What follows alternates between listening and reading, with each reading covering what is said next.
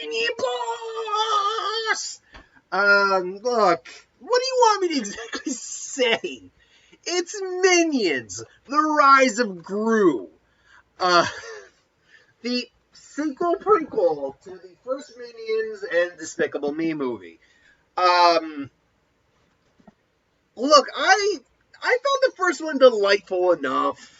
I don't hate the Despicable Me films. I've actually never seen one in theaters, but I mean, they're fine. I like them. And Minions was a lot more tolerable than you might think. I will right at the gate. I'll say this: I do appreciate that they put the Rise of Gru in there because this is as much Gru's movie as it is the Minions movie. Despite the fact it says Minions, the Minions, you could probably make this just say that this is a Despicable Me prequel.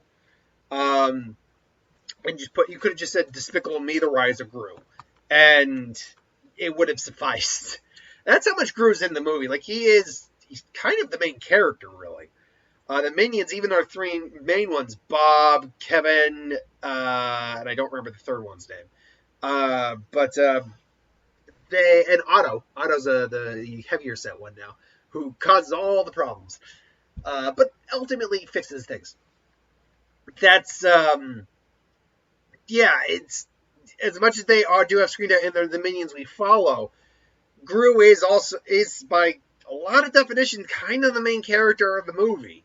And that's not necessarily a bad thing. We know where Gru ultimately ends up, but as I said, that's not necessarily a bad thing. He's still a very entertaining character.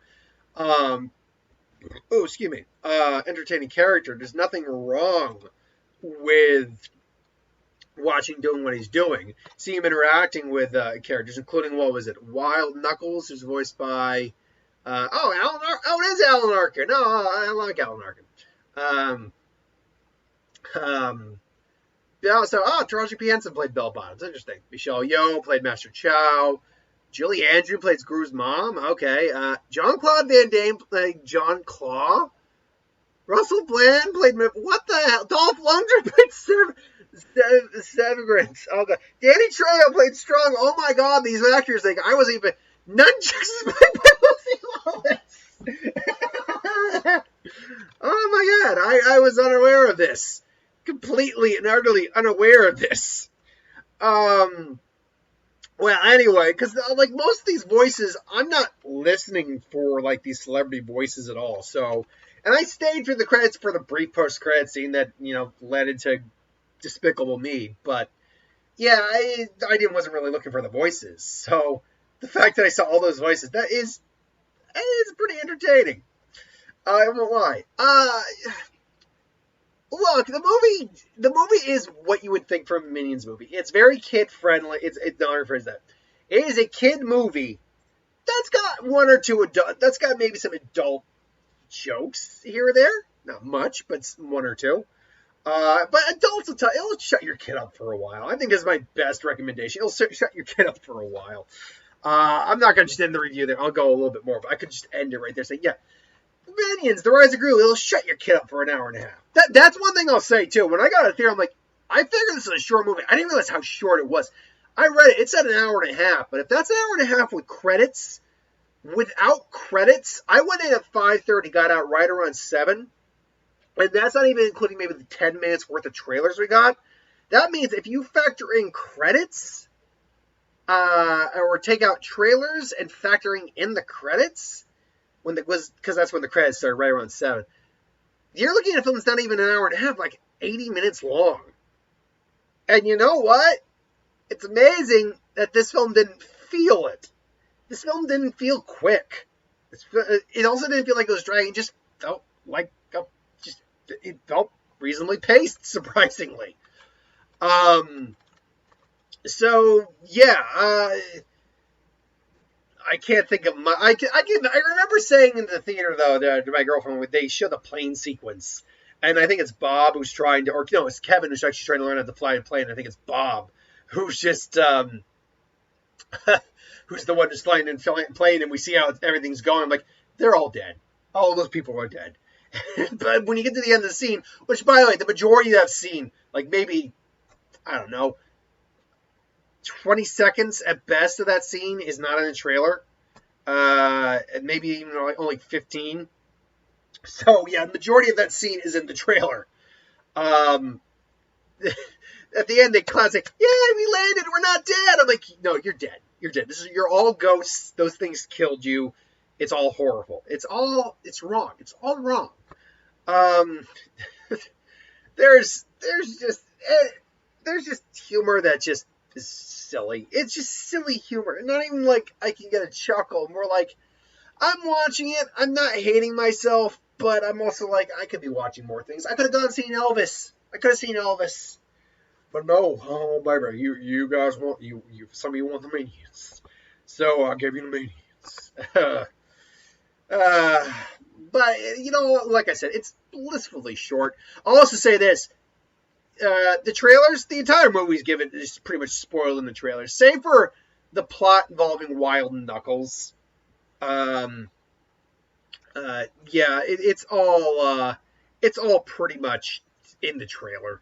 If you see the trailer, you're seeing grade school kids a summary of the movie written down. Like if the kid wrote down the movie, he's like, write this movie in one paragraph. Okay, so the minions are waiting for Gru, who gets this medallion, and these bad guys want the medallion to kidnap Gru. So then the minions go and try to rescue Gru and learn Kung Fu. And so then they use the medallion to turn into monster animals, and they fight the minions to try to rescue Gru. And then Gru uses the medallion against them, which, by the way, that's in the trailer, so I'm not spoiling anything.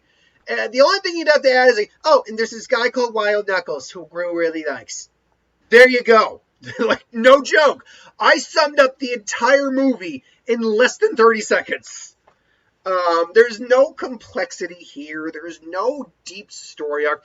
You get a little bit of it with Gru, but we already know where Gru's going. So, I mean, there's a few nods to like the sequel films as well, which is fine. But look, it is what it is. And what it is a thing to keep your kids quiet for a little while. And there were plenty of kids in the theater. There are plenty of families. To be fair, they mostly stopped talking once the movie started, so I was appreciative of that.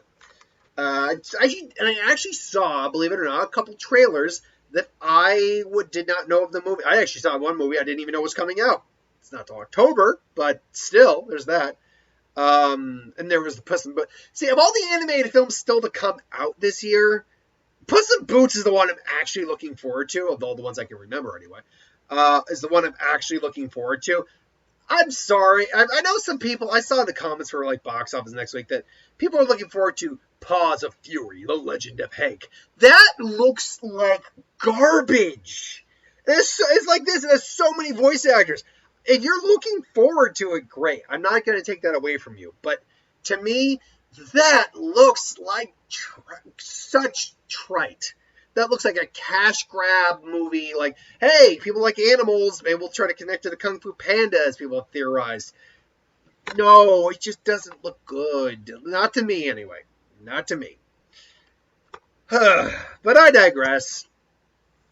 My thoughts on Minions is it'll shut your kids up for an hour and a half. If you include the credits. So, anyway, that's my thoughts. What did you think if you saw it, though? Did you actually like it? Did you love it? Is it the greatest movie of the year or all time, or the worst piece of stink you've ever smelled? Let me know in the comments below. But until then, thank you for watching. I hope you enjoyed. Like, comment, share, subscribe, and I'll see you folks for next time. Put your comments down below, your requests. We'll get to them at some point, hopefully. Till then, later.